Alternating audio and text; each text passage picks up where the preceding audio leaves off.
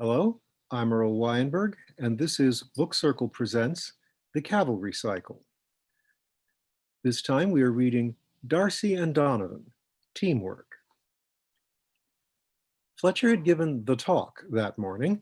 Now the pips were coming in for the really awkward part, the individual interviews. Darcy and Donovan are here, sir, Sanders announced. Both of them? Yes, sir, they've asked to come in together. Fletcher pondered briefly. No, I don't feel like being double-teamed. What's the game? I don't know yet, but I expect we shall soon learn. So Sanders brought in Darcy by himself. The Honorable Bennet Clovis Alcide Darcy was short and slender, pale-skinned but glossy black of hair, beard, and coat. He and his friend Donovan had simply presented themselves from the start as a team and groomed themselves identically. Their hair, growing 3 times faster under their new metabolisms, was pulled back in ponytails. After a short experiment with full beards, they had trimmed down to neat goatees. Now, Fletcher noted, Darcy had taken trouble to shave off his 10 a.m. shadow, don a fresh t-shirt, and give his coat a good brush, all between here and the end of agility class, clearly trying to make a good impression. Darcy saluted and gave Fletcher a polite, reserved smile. Have a seat, Fletcher answered, indicating the mat in front of his desk. Darcy sat with good facility for one who had had his legs for only 2 months. I wanted to speak to each of you about this morning's talk, Fletcher said. He smiled crookedly and added, privately.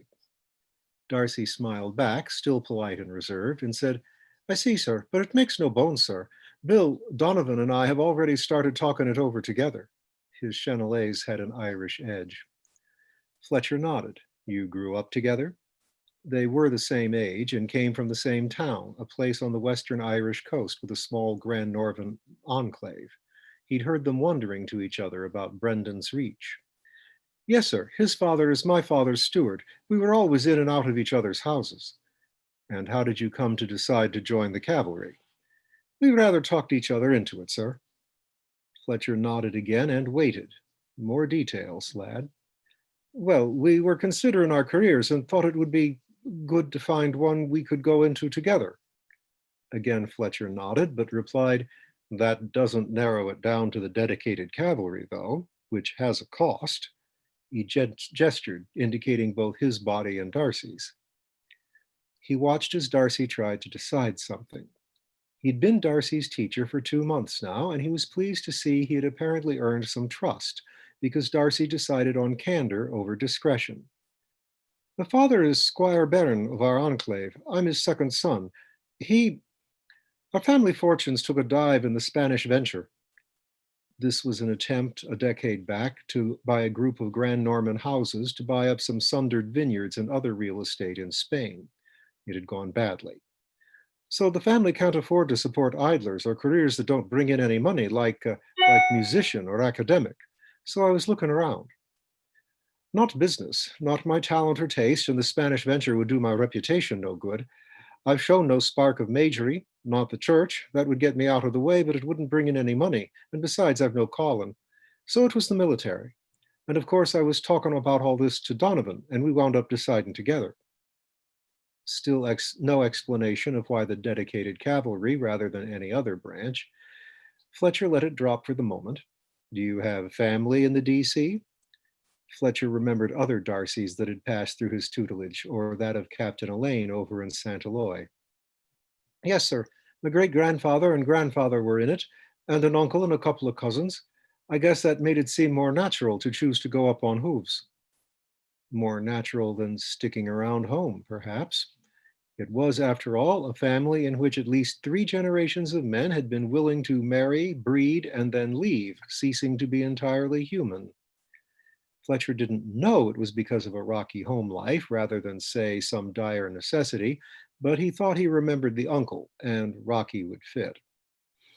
And this morning's talk, those rules sound like you can keep them?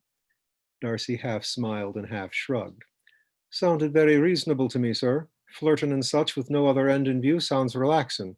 No pressure, if you know what I mean, sir. Fletcher thought he did. Darcy's family would have wanted a good match for him, naturally, and had probably sent him out on various dates, but the younger son of a house with fallen fortunes was not much of a catch. Apparently, no sparks of romance had been struck, or any sparks had been snuffed by the calculations of the girl's family. Between that and what Fletcher guessed about the Darcy men, Bennet Darcy here might well have come to regard marriage as a duty he was happy to be let off. As for the family, if they were used to transformations, sending Darcy to the dedicated cavalry might look like a good second best to marrying the heiress who wasn't showing up. All of which was ideal from Fletcher's point of view, so he nodded in response to Darcy's remark and said, "Very good. Any questions?" Darcy's gaze shifted. Fletcher nodded encouragingly. "Sir, I wondered, do we ever, what about courtly love?" Fletcher smiled broadly, which he saw surprised Darcy. "As in between a knight and his lady?" "Yes, sir, or Dante and Beatrice," leaving Gemma out of the equation. "Gemma, sir?" "Dante's wife. Do you have a Beatrice in mind?" Darcy blushed a little. "No, sir, not yet, but I hoped it was something that could happen." "It's happened many times, and I wish you luck." "Thank you, sir," Darcy husked. "You're welcome," Fletcher told Darcy. "Dismissed. Ask Lieutenant Sanders to send in Donovan, please." So that's what was left after the dowry hunt ended, at least in this case, a desire to love from mere admiration. Fletcher wondered how Darcy got along with Vimont. Actually, he knew how Darcy got along with Vimont, he just wondered about the details. Fletcher had already interviewed Vimont. It had been brief and blunt. "Do you understand what I told you this morning about women?" "Oh, I suppose so, sir." Cheerily casual. He was now a big, blocky, light brown bay. "No tupping. Not now, not ever, no matter how you're asked. You're too big now, understand?" Vimont just stared open-mouthed. "It's in your oath. Break it and I will know. So will Father Robert." Vimont nodded dumbly. Then, uh, sir, does flirt mean no bothering the women, no pushing yourself on them by word or deed? You do not approach them." "But, sir, you said that flirt, you do not approach them." If any woman approached Vimont, Fletcher could do nothing about it. He was rich and titled and easily led, so some might transformation regardless. Every step of the way, she invites you, if she does invite you, and no tupping. After 2 months of listening to the Pips chat, Fletcher knew Vimont's basic strategy had been to never take no for an answer and buy her stuff. His money was his own to spend, but his reputation was now tangled with that of the cavalry. Thank you, Lord Vimont. So Fletcher would do what he could about the taking no part. "If I hear one complaint from any woman in the standard cavalry, or the town, or from any father or mother, I will skin you for upholstery." "Sir, I'm sure I never—" The hell, he had never. "And while we're at it, Eowick has a standing threat that if he finds anyone bothering the mares, he'll tie a knot in it." Eowick was the stable brownie. "Sir," Vimont shifted his hind legs uncomfortably. "Just a friendly warning." But Vimont sat there looking bullied, as indeed he was, and Fletcher did not enjoy bullying. And the fellow hadn't done anything wrong yet, not on Fletcher's watch. "You've got to learn to pull your punches, lad," he said more gently. "You're pretty overwhelming now, after all." Uh, I see, sir." "Overwhelming," Sanders had said after Vimont left. Didn't say overwhelmingly what. Donovan was groomed like his friend, but was otherwise a contrast, a big chestnut with curly red hair and beard. A Viking to Darcy's Celt, in fact, though the names were on the wrong way round. "Is it awkward," Fletcher asked conversationally, "having two Williams in barracks?" "No, sir, we just use nicknames. Corliss and I were going to be Poach and Red, but it turns out he's Will and I'm Bill, so we let it go at that when we don't use surnames." He sounded a bit more sharply Irish than Darcy. "And how did you come to join the cavalry? I know you decided jointly with Darcy, but what was your side of it?" "Well, sir, to start with, my uncle is in the cavalry, Evan Donovan. He's out at Yasad Ra now. You had the training of him." Fletcher nodded. "I remember him. Good man. A bit of a bronco. Whenever he's home, my favorite thing is to hear him tell stories of his life in the cavalry. He's the one to blame, if you like, sir. I have cousins and other uncles too, but he's the one who sold me on it." Michael Donovan? Tom Donovan? Peter Donovan? The current Donovan kept nodding. Those Donovans, one of the horse tribes, as Fletcher privately labeled such families. Transformation was practically a family tradition. But he hadn't known of the connection to the Darcys before. He smiled at Bill Donovan. It was an uncle sold me on it, too. The Pip smiled back. Wondrously persuasive uncles, aren't they, sir? And I expect the next question on your list is if I mind not having a family. No, sir, I do not. I'm the eldest of 6. There's 7 years between me and the next, and I've put in my quota of parenting, thanks. And I've plenty of folks to carry on my genes. My first set of genes, I suppose I should say. He stroked the chestnut-clad shoulder where his thigh used to be. As to female companionship, he went on, smiling again, Uncle Evan doesn't seem to lack. His stories advanced, you could say, as I got older. Fletcher nodded, but leaned back and with a mock frown folded his arms across his chest. I brought you in here one at a time to avoid being double-teamed, but now I think I might get double-teamed by Evan and Bill Donovan. Your uncle briefed you well. He also had occasion to develop a talent for really heartfelt-sounding apologies, mostly to fathers. There was a midnight gallop to Whiffburn you may or may not have heard about. Donovan started to laugh. Both my life and yours will be easier if you don't need to be so eloquently apologetic. He suppressed an urge to ask what Evan Donovan was up to these days. Later for that. But his oath's never been chipped, ripped, nor raveled, sir, Donovan pointed out. Fletcher nodded. That it's not. So that it is. The usual impediments don't apply in my case. If I need family, I don't need to look far in the cavalry. And there's good pay, a good education, and even a strong body. In 14 years, when we're 32, we'll be well trained and fit, God willing, and it'll be time to look around at the possibilities. Uncle Evan himself is thinking of starting up a ranch near Yetzira Thoth, something like that, or maybe we'll stay in the cavalry. And you don't mind losing half your humanity, as some would put it? We're not likely to be consorting with people who'd put it that way, sir. Uncle Evan tells me folk in the out zones are usually happy enough to see a human face however many legs it's on. Fletcher nodded again. And we is you and Darcy? For the first time, Donovan looked confused rather than confident. You've been saying we rather than I for the last several sentences. I have? Yes, Fletcher raised his voice. Lieutenant Sanders, is Mr. Darcy still out there? Hanging around the door, yes. Shall I send him in now, sir? Yes, please. Darcy returned and stood beside his friend, looking nervous. You wanted to see me together, Fletcher said. Very well. And? You see, sir, Darcy began, we're a team. You are foster brothers, Fletcher specified. Not officially, sir. Fletcher waved this away. You've still made it clear. On the first day, Darcy had smiled as he was shot and jumped up laughing, even if he did fall down immediately. Donovan, who was standing next in line, grinned even as he watched Darcy warp and stretch and sprout. Fletcher, feeling a tad upstaged, had coughed to attract Donovan's attention so that the lad might properly see it coming when the biggest change in his own life hit him. Darcy had watched Donovan's transformation in turn, then tried to help his friend up, collapsing again himself.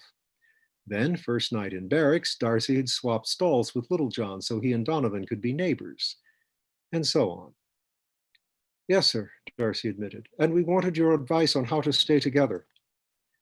Everything we've told you, sir, has been true, Donovan said, even to the parts about bachelorhood oath not being downright attractive. But the clincher was, we heard that of all the branches of the military, the dedicated cavalry was the one where teams stay together the most. Fletcher gazed at them thoughtfully. And that even overrode considerations of transformation? Double teaming. Darcy. Yes, sir. It isn't even a question of overriding, sir. Donovan. Sir, it's as grand as Uncle Evan said, being this big and strong. Darcy. But it is true, isn't it, sir? Donovan. There's Uncle Evan and his pal Maurice. They've been... Fletcher held up his hand for silence. This is the military. We go where we are sent. I cannot guarantee you a way of staying together. But yes, in practice, every class that leaves here or St. Eloi is a small group that's been trained intensively for a year or more. Been through therapy together, you could say, really. You not only trained, you trained to work together. That would be true whether we aimed at that goal or not, but since it is true, we do aim at that goal. Only reasonable to make use of the coordination developed.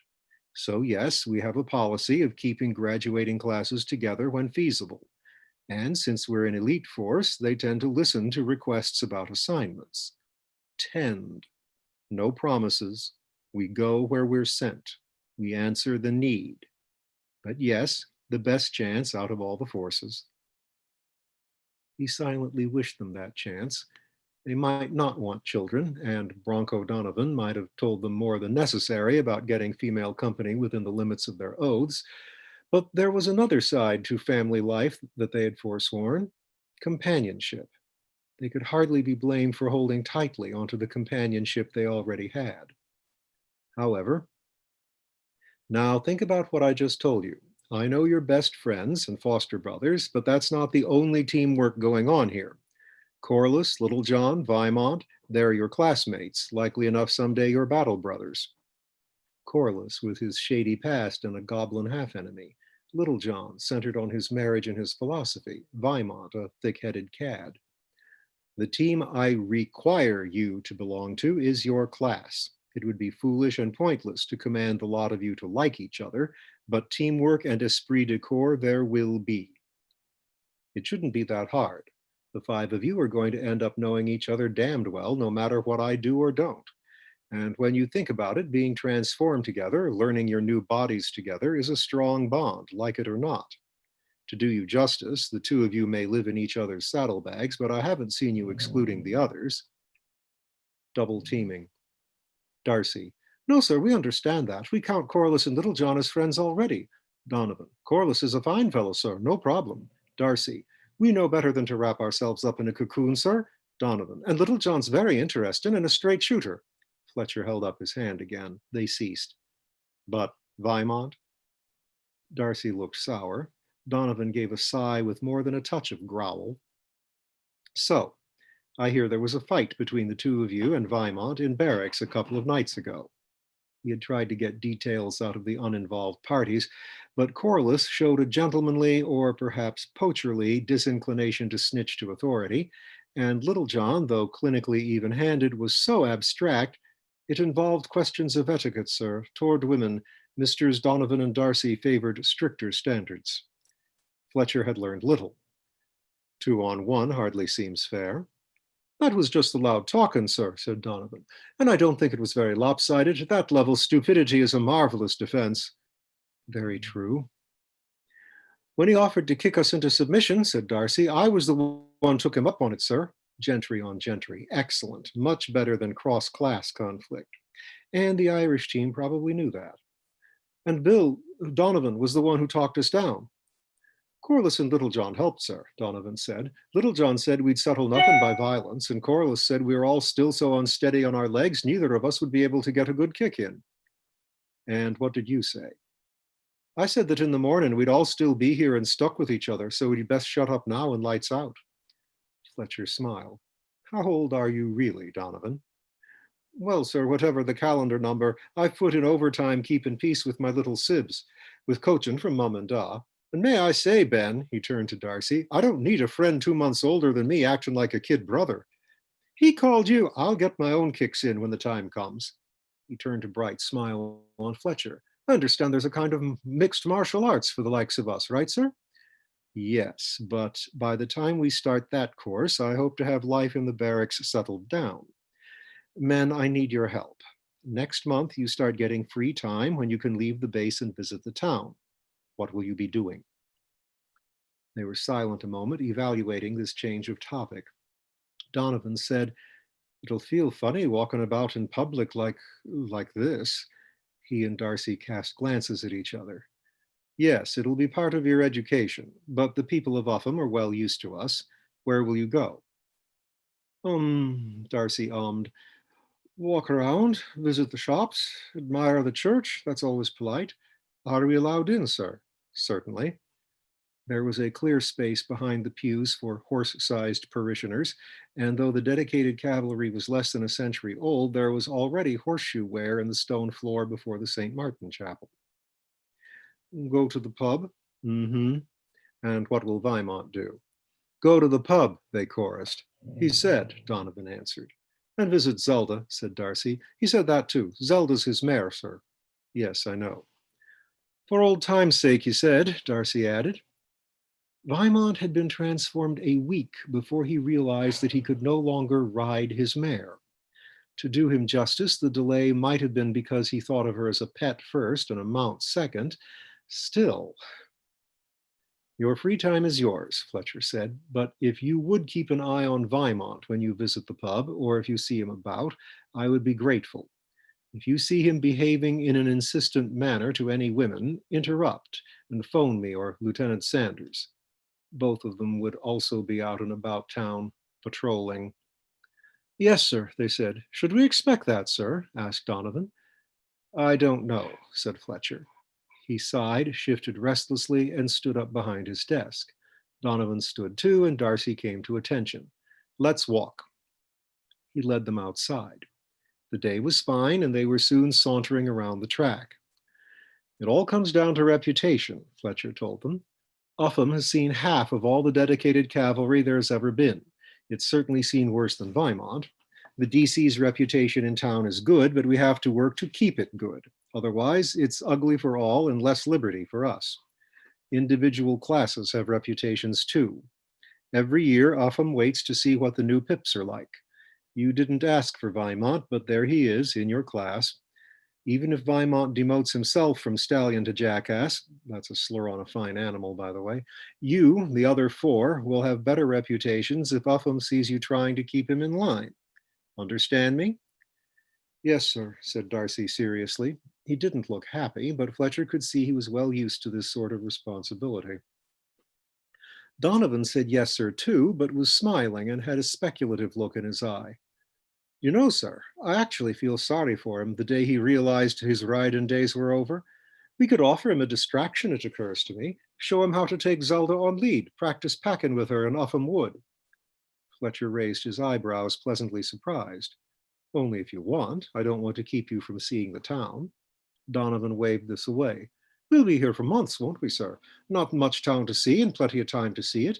And maybe we can rope Corliss in. I know he wants to look around Upham Wood and meet the local fair folk. Darcy cocked his head and looked at Donovan. Miss Big Brother and already? Donovan laughed. Well, I can feel sorry for Weimont too if I try. He's been thrown away after all. Fletcher shied just slightly. What makes you say that? It just adds up, sir. Baron's eldest son, but steered into the DC at his father's recommendation. On inspection, he doesn't have a lot in the way of brains or self-control, especially about women, so that explains the steerin'. He waved his arms and indicated the whole base. I chose this. He only thinks he chose it. He just needs to learn some manners with girls, said Donovan. That is it in a nutshell, agreed Fletcher. He took a few paces in silence. Do I gather, Mr. Donovan, that you propose to be friendly to him as an opening to leading him into better ways? I guess that's what I've come up with, sir. Yes, sir. We can't have him keep him away from girls forever. There's already the ones watching when we do track. He waved toward the fence that divided the track field from the street. No one was there at the moment.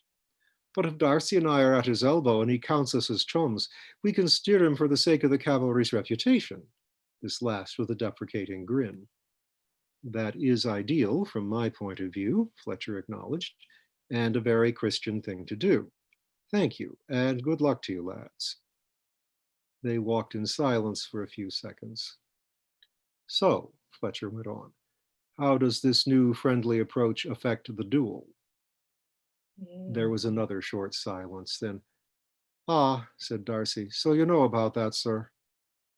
Unconsciously, his walk drifted a few feet away from Fletcher's course. Dueling was illegal, but popular as long as it didn't go as far as homicide. This was why Fletcher had brought them outside, so they could talk about this without Sanders hearing. Sanders already knew anyway, since Fletcher had told him, but these lads didn't know that. I am guessing that the loud talking from 2 nights ago resumed in the morning and resulted in a calling out.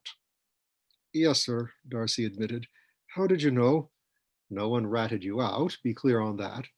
I learned from Little John, but by accident. He mutters to himself, you know. It was at archery practice. You and Weimont exchanged glares over nothing much, and I heard little John grumble, "You'd think it was the 18th century. Next it'll be pistols at dawn and such. What the hell is a second supposed to do?" Fletcher gave a fair imitation of Little John's Scottish accent. His audience laughed. "Tell me about it," he told them, with enough push to end the laughter. Darcy took a deep breath and reported, "The argument 2 nights ago started when we were showing around pictures of our families on our phones. Weimont made a remark about my sister. He might even have meant it for a compliment, but it was crude. So I told him to take it back, and the argument started. Donovan talked us down," Donovan sighed, "but yes, sir, we started up next morning. The upshot was—" "Weimont dared him to challenge him, sir," Donovan broke in. "That's a feeble trick, sir, so Weimont could choose his own weapons." "And the weapons are?" asked Fletcher. "Just hooves, sir," said Darcy. "First blood with hooves." Fletcher relaxed. They would hurt each other that much sparring in class, then heal by next morning. "Then I don't think Weimont was being devious, Donovan. Do you think he has it in him? He could have picked rifles or pistols, and then where would you be?" Donovan nodded, conceding the point. "Yes, sir, the creature can shoot." Marksmanship class had shown that. "He is a man, as are each of you. So you should all act like grown-ups and not run on dares. Well, Weimont has shown admirable restraint in the damn fool thing the two of you have chosen to do." "Sorry, sir." Darcy gazed at the track. If he could have, he'd have shoved his hands in his pockets and scuffed at the ground as he walked. As it was, he had no pockets, so he folded his arms behind his back and tried to scuff with his right rear. He tripped. Donovan rolled his eyes. "Look at it this way," he told his friend. "You've taken one off the total of Egypt things you've got to do in your lifetime." Darcy nodded glumly. "As the challenger," Fletcher remarked, "you can call it off. I understand that to do so right now would look weak, but if you can bring yourselves to make a friendly approach, calling off the challenge makes a nice topper." Darcy nodded again, still glum. "However, if you go ahead with it, don't throw it." Darcy grinned, downcast, forgotten. "Yes, sir." "I officially disapprove of duels, of course, but if there's going to be one, I want you to win it. He's a bit taller, but you're lighter and faster. Shouldn't be a problem. You're still wobbly on your legs, but so is he. No difference there." It would just amuse the spectators more. "I suppose Little John agreed to be Weimont's second?" "Yes, sir," Donovan confirmed. "I'm Darcy's, and Corliss will referee. The time's not set yet." "Good. If the issue comes up, propose a time after your first outing." "Yes, sir." A few minutes later, Fletcher returned to his office alone. "So what was the walk about?" Sanders asked. I wanted them to tell me about the duel." Sanders nodded.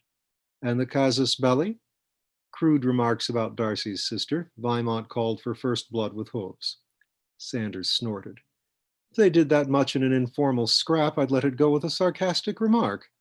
"Yes, or they may make friends and call it off, or not call it off and then make friends. But with luck, our young stallions will work out their band ranking in our favor." "We'll hope. It'd be simpler if you could just bite them, wouldn't it?" said Sanders, meaning pips generally. "Don't think I haven't considered it." "You don't think they're gay?" "You heard. Darcy wants to be Galahad, and Donovan is the admiring nephew of Evan Donovan." "Oh, right then." Was that sarcastic? "You can't tell?" "It's not on all the time. But I got a good sample when I talked with them, and I didn't get any feeling of secrets or deception. I think they really do just want to enjoy their foster brotherhood." Sanders gazed at Fletcher and twiddled a pencil. "Well, sir, that accords with something interesting I heard from Dr. Blackhold. He was doing the genetic testing on them, and moved by one of those hunches you wizardly types are so good at. I'm no wizard. He compared them.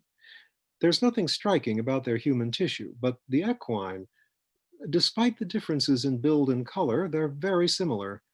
Considered as horses, they're now brothers." "Hmm, right then. A nice little data point for your theory that the spell includes a component of wish granting." Fletcher nodded. "Should we tell them, sir?" Fletcher considered. I don't see we have any right to keep it from them, but maybe keep it for a treat. Ha, I've got it. Tell them when and if they tame Vimont for me. Is that a premonition? No. Donovan proposes befriending Vimont in order to teach him proper manners toward girls. Holy St. Martin. Very possibly. He sat back down and tidied away their folders. There was nothing in there about the duel, nor would there be. Another interesting Donovan, Fletcher reflected. He plotted good deeds like they were mischief. And Darcy was a good counterweight, serious and romantic. They would make a striking pair, he thought, out and about in town, smiling as they trotted down the high street in cadence despite the difference in heights, looking sharp, identically barbered, and in their dress jackets, this coming Guy Fawkes. And that was a flicker of vision. It's already over, but he studied the memory, both smiling.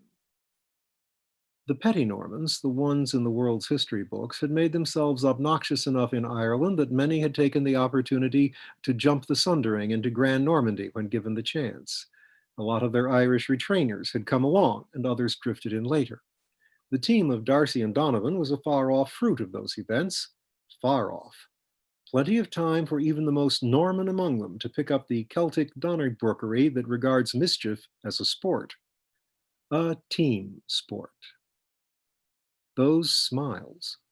How did he know it was Guy Fawkes? Well, he did. Grand Normandy had no use for Guy Fawkes Day, of course, but Whifburn did. And Whifburn Hill was sundered and only a few miles away, a quick gallop under cover of dark and sundering. Some Upham folk even attended the Whifburn's festivities because, hey, any excuse for a bonfire and some fireworks, right?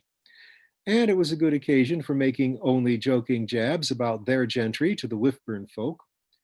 Those gentry rarely attended, of course, but Fletcher had just had a glimpse of an honorable and his as good as brother, foster brother, brother in transformation, battle brother, two Irishmen on hooves, trotting down the street, smiling.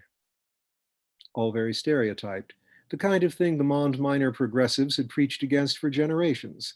The Mond Major did not listen much, but Fletcher thought the mundanes had a point here, usually. This time, though, and was Vimont in the vision too? Trailing behind as sidekick? But that might be his own fancy or hope, or worry. But he now suspected Donovan's charm campaign was going to work. Good? Fletcher scrolled through his calendar to make a memorandum for November 5th. No, better back up to Halloween. No, start October 1st. Not that he was likely to forget. Visions of Irish ponies dancing in your head? Asked Sanders, entering with 2 cups of tea. He put one on the desk, then sat down and sipped his own. What makes you say that? Those two just handed you a blessing on a plate, but now you're cursing and making notes to yourself in response to nothing visible. No point being prescient if you're going to ignore it. The end.